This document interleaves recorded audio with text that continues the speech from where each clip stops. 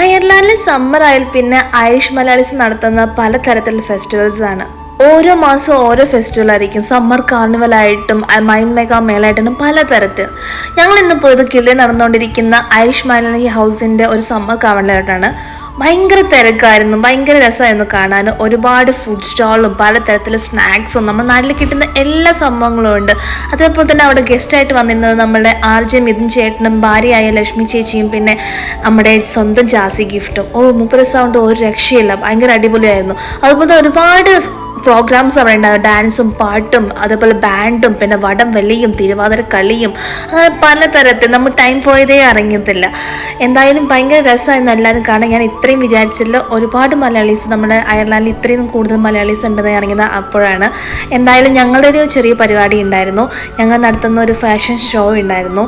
എന്തായാലും അതെല്ലാം കഴിഞ്ഞ് വീട്ടിലെത്തിയപ്പോഴേക്കും ഇച്ചിരി ലേറ്റായി, പക്ഷേ അടിപൊളി തോന്നി.